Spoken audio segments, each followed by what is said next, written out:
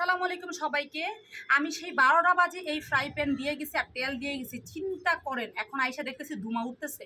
এখন আমাদের প্রায় কয়টা 2:30টা বাজে। আমি সেই 12টা মানে 2.5 ঘন্টা ধরে ফ্রাই প্যান দিয়ে গেছি। আমি আজকে কি বাজবো জানেন?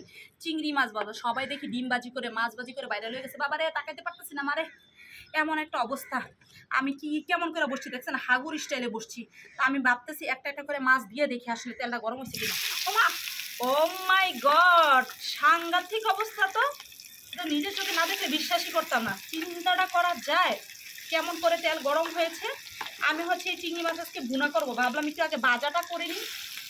চিন্তা করছেন? তাহলে বুঝেন আমরা মানুষরা কিভাবে আছি এই ছাদের নিচে বাসায়। মনে হচ্ছে কি আমরা একটা আসলে বাসা না, একটা মাইক্রো ওভেনে থাকি। বাবার এইভাবে বসতে পারতেছি, একটু বসি। ও মা গো মা, আচ্ছা ঝুলে গেল। বাবা রে বাবা, এত গরম। দেখেন কি সুন্দর করে মাছ ভাজা হচ্ছে। মা গো, আমার তো এমনি চেহারা এই গরমের মধ্যে উগান্ডার মতো হয়ে গেছে। দাগ টাক কইরা এখন যা গরমের মধ্যে এসে বসছি, আজকে তো ধরেন পুজা যাবো মাছের লগে লাগে, আমি নিজেও ফিরে যাবো। চিন্তা করছেন মাছে কেমন করে তেল ফেনা উঠছে। মানে আমি সেই 12টার থেকে দিয়ে রাখছি, এখন হচ্ছে 12:30 বাজে ছাদের মধ্যে। আল্লাহ বাঁচাইছে যে এখন পর্যন্ত পাখির কোনো হাগু টাগু কিছু পরে নাই, এটাই অনেক কিছু। আমি তো টেনশনে ছিলাম যে পাখির কোনো হাগু টাগু যদি পরে, যে হারে মাছটা রেখে গেছি। সবাই দেখি সমানে ডিম বাজতেছে, মাছ বাজতেছে, আবার কেউ কেউ দেখি বারবিকিউ করতেছে। তাই আমি ভাবলাম আমি একটু করে দেখি না যে হয় কি না। আসলেই তো হয়েছে, কিন্তু একদম চুলার মতো করে হবে না, কারণ এটা তো আপনারা বুঝতেই পারছেন 40 ডিগ্রি তাপমাত্রায় কি একদম চুলার মতো করে হয় বলেন? চুলার মতো করে হবে না, কিন্তু যতটুকু হয়েছে আমি তো এইটা দেখি পুরো অবাক। দেখেন যতটুকু হয়েছে এটা কিন্তু অনেক। ওরে আমার উপরটা আবার প্লেনও যাইতেছ কেন? এখনই প্লেনটা যাইতে হবে, দেখতেছস তো আমি ভিডিও করতেছি, এখনই তো প্লেন যাইতে হবে কেন? দেখেন মাছ কিন্তু অলরেডি আমার মোটামুটি ভাজা হয়েছে। মানে একদম ফাইনাল ভাজা বলা চলবে না, তবে আমি এই মাছটা অনেকক্ষণ আগে মাইখা রাখছিলাম। মাছটাও মাইখা রাখছিলাম আমি। বাবার এইভাবে বসতে পারতেছি না, কোমরে ব্যথা লাগতেছে।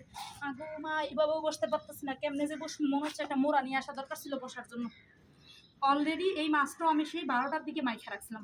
এখন মনে হচ্ছে এই মাছটা খাওয়া যাবে, কারণ কি চিংড়ি মাছ তো অত বেশি ভাজা লাগে না, মানুষ তো কাঁচাই খায়।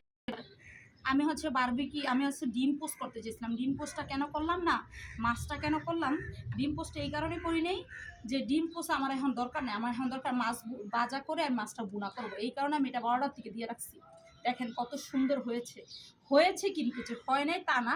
অনেকেই বলতেছে বুয়া, আবার অনেকে একদম ভালোভাবে যে ফেলতেছে। আমি জানি না এত ভালোভাবে হবে কিনা, তবে ঢাকার মধ্যে তো 40 ডিগ্রি তাপমাত্রা, বুঝতেই পারছেন। এর থেকে তো আর বেশি কিছু না। ওরে ভাই তাকাইতে পারতেছি না, যা অবস্থা লাগতেছে। তবে হয়েছে কিন্তু, যতটুকু হয়েছে আলহামদুলিল্লাহ। দেখেন হয়েছে। আমি এখন হচ্ছে আরেকটু পরেই কিন্তু বুনা করতে পারবো চাইলে মাছটা। তো আপনারা যারা হচ্ছে কেউ কেউ অবিশ্বাস করতেছে, কেউ কেউ বিশ্বাস করতেছেন না, আপনারা ট্রাই করতে পারেন। যেমন আমি ট্রাই করছি, সেই 12টার থেকে দিয়ে রাখছি, এখন 2:30 পৌনে 3টা বাজে। হয়েছে কিন্তু, বাট একদম পারফেক্ট হয় না। তো যাই হোক, আমি তো এখন মাছটা খেতে পারবো না যেহেতু অনেক গরম। আর নাইলে খেয়ে আপনাদের সামনে টেস্ট করে দেখাইতাম। যা হয়েছে আলহামদুলিল্লাহ।